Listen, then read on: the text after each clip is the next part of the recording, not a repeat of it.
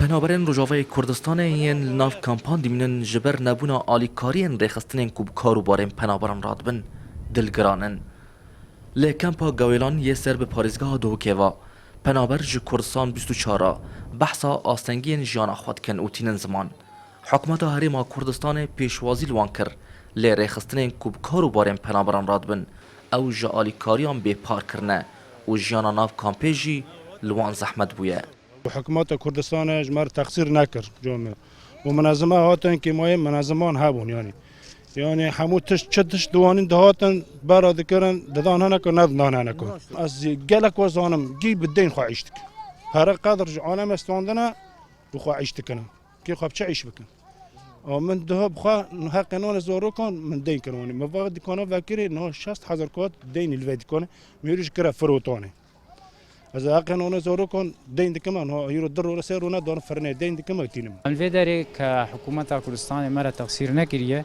بس كمنظمات وكإدارة كامباتا خود تقصيري عالية وفان هاي قال كيجي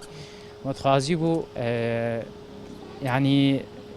جهاله بهتر جمرة بكن يعني. برپرسی پروگرام و پیوندیان د دزگاه خیرخوازی بارزانی دا خمساری ریخستن نافدولتی جبو آلیکاری پنابران زلال دکه و پیام کجی جبو ریخستن نافدولتی دبیشه. چندین رخراوی که لەگەڵ ئێمە ئیش دەکەن لە هاوکاریەکانیان بەردەوامن کۆمەلگەی کۆمەک بەخش بە شکلێکی گشتی تەواجودی کەم بووتەوە ئێمە لێرەوە پەیامێک دەگەێنین بە کۆمەلگەی نێودەوڵەتی و لە معاناتی ئەوانیش تێدەگەین کە کەمبوونەوەی فەندەکان و کۆمەکان بەهۆی ئەو قەیرانی کۆرۆنا و دواتر دروستبوونی قەیرانی ئابووری جیهانی کاریگەری لەسەر فەند دروست کردیە بەڵام ئەو خەڵکانە لە نێو کەمپەکاندا دەژین ئەرچی ئێمە هاوکاریان بکەین بە هەمومانەوە ئەرچی ڕێکخراوە نێودەوڵەتیەکانە ئەرچی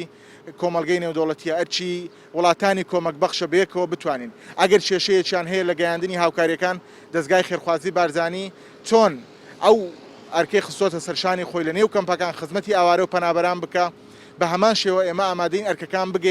بخەینە سەرشانی خۆمان لە پێناو گەیاندنی هاوکاریەکان لە هەر شوێنێکی دنیا بێ بۆ ناوە هەرێمی کوردستان و عێراق و ناو کەمپەکانی ئاوارە و پەنابەران. لهرما کردستان جبلی سو 8 کامپین کوشبرین عراقی 12 کامپین پنابرین روجاوای کردستان جهنه دوا سردما کرونا داشی قدکرنا آلیکاری مروی به سر پنابر و کوشبران دا روشاوان لناف کامپان زحمت کریه. زردشت همه کردستان 24